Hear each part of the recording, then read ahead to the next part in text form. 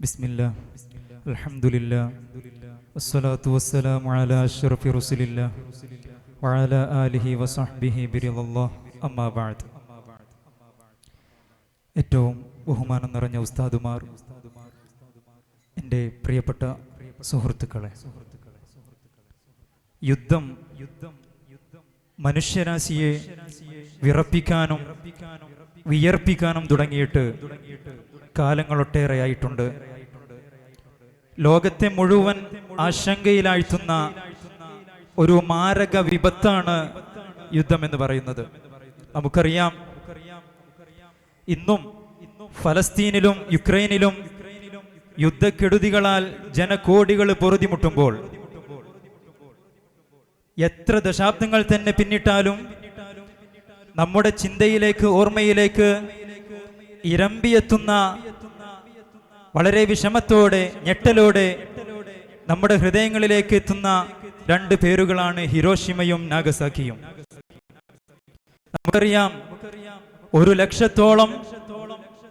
ഒരു ലക്ഷത്തോളം ആളുകൾ തത്സമയം നിഷ്കാസനം ചെയ്യപ്പെടുകയും 1.5 ലക്ഷത്തിൽ പരം ആളുകൾ റേഡിയേഷന്റെ പ്രത്യാഘാതം മൂലം ഇഞ്ചിഞ്ചായി മൃതിയടയുകയും ചെയ്ത ഹിരോഷിമ ബോംബിംഗ് എന്തു സമാധാനമാണ് ഈ ലോകത്തിന് സമ്മാനിച്ചത്.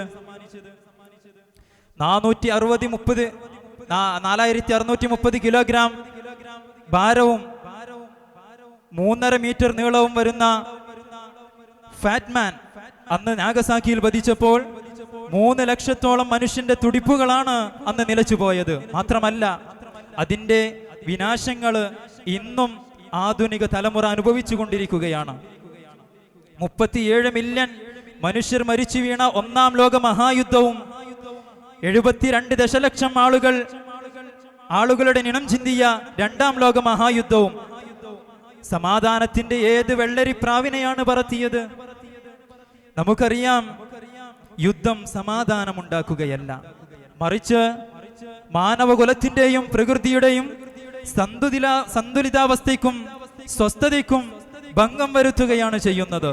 തങ്ങളുടെ അധികാര മേധാവിത്വം അരക്കെട്ടുറപ്പിക്കാനും പൗരന്മാരെ ചൊൽപ്പടക്കി നിർത്താനും സാമ്രാജ്യത്വം യുദ്ധത്തെ ഉപയോഗപ്പെടുത്തുന്ന മലീമസമായ കാഴ്ചയാണ് നാം കണ്ടുകൊണ്ടിരിക്കുന്നത്. അതിലുപരി വൻതോതിലുള്ള ആയുധ വിപണനത്തിലൂടെ തങ്ങളുടെ സാമ്പത്തിക നേട്ടമാണ് പല ഭരണകൂടങ്ങളും ലക്ഷ്യമാക്കുന്നത്. അമേരിക്കയും ഇസ്രായേലും പോലുള്ള യുദ്ധക്കൊതിയന്മാരാണ് മിക്ക സംഘർഷങ്ങളുടെയും പിന്നിലെ ദുശ്ശാലുക്കാർ. ദേശീയതയുടെയും രാഷ്ട്രീയ രാജസുരക്ഷയുടെയും പേരിൽ മറ്റു രാഷ്ട്രങ്ങളുടെ മേൽ അധികാരം സ്ഥാപിക്കാൻ സാമ്രാജ്യത്വം ആയുധങ്ങൾക്ക് മൂർച്ച കൂട്ടുന്ന തിരക്കിലാണിപ്പോൾ. പശ്ചിമ ഏഷ്യയുടെയും ഇറാനിന്റെയും നീലാകാശത്ത് ഉരുണ്ടുകൂടുന്ന പുതുയുദ്ധത്തിന്റെ കാർമേഘങ്ങള് സൃഷ്ടിക്കുന്ന അലോസലമൊന്നും ചെറുതല്ല. യുദ്ധം വരുത്തിവെക്കുന്ന നഷ്ടങ്ങളുടെ കൂമ്പാരങ്ങളാണത്. നമുക്കറിയാം, പാവപ്പെട്ട ഗസയിലൂടെ നാം ഒന്ന് കണ്ണോടിച്ചു നോക്കുമ്പോൾ എത്രയെത്ര പിഞ്ചു കുഞ്ഞുങ്ങളാണ് ഓരോ ദിവസവും ഓരോ നിമിഷവും വെടിയുണ്ടകൾക്ക് ഇരയായിക്കൊണ്ടിരിക്കുന്നത്. അതിലപ്പുറം മൃതിയടഞ്ഞവരുടെ കണക്കുകൾക്കപ്പുറം അതാ അംഗവിച്ഛേദം സംഭവിച്ച എത്രയെത്ര ജനങ്ങളാണ് ഇന്നും അതാ മാറാവ്യാധികൾ പിടിപെട്ടുകൊണ്ട് ക്യാമ്പുകളിലും മറ്റുമായിട്ട് കഴിഞ്ഞുകൂടുന്നത്. നിലം പരിശായ ഭവനങ്ങളിൽ നിന്നും പ്രാണരക്ഷാർത്ഥം അഭയാർത്ഥി ക്യാമ്പുകളിലെത്തി നരകതുല്യമായ ജീവിതം നയിക്കുകയാണ് അവർ.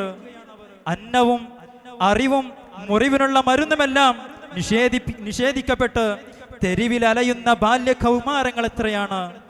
യുദ്ധം ബാക്കി വെക്കുന്ന നഷ്ടങ്ങളുടെ കണക്ക്, അതിന്റെ മുഖ്യ ഘടകമാണ് ഭക്ഷ്യക്ഷാമം എന്ന് പറയുന്നത്. ഇനിയും അവസാനിച്ചിട്ടില്ലാത്ത റഷ്യ യുക്രൈൻ സംഘർഷത്തിന് മുമ്പ് അതാ ആഗോളതലത്തില് കൊടും പട്ടിണിയുടെ കണക്കെടുത്തു നോക്കുമ്പോൾ 135 മില്യൺ ആളുകളാണെങ്കിൽ ഇന്നത് 276 മില്യൺ ആളുകളായി ഉയർന്നിട്ടുണ്ട്. യുദ്ധഘടികന്മാരായ രാഷ്ട്രീയ നേതാക്കളോടും രാജ്യങ്ങളോടും എനിക്കൊന്നു മാത്രമേ പറയാനുള്ളൂ. ലിയോ ടോൾസ്റ്റോയിയുടെ വരികളിൽ അതിങ്ങനെ വായിക്കാം: യുദ്ധം അത് മത്സരത്തിന്റെയും പരസ്പര ശത്രുതയുടെയും കശാപ്പിന്റെയും അവസ്ഥയാണ്. അതിനെ സാഹോദര്യത്തിന്റെ ആശയവുമായി ബന്ധപ്പെടുത്തുക എന്നത് അസാധ്യമാണ്. ഇത്രയും പറഞ്ഞുകൊണ്ട് എൻ്റെ എളിയ വാക്കുകൾ ഞാൻ അവസാനിപ്പിക്കുന്നു. വാഖിറു ദഅവാനാ അൽഹംദുലില്ലാഹി റബ്ബിൽ ആലമീൻ. അസ്സലാമു അലൈക്കും വറഹ്മത്തുള്ളാഹി വബറകാതുഹു.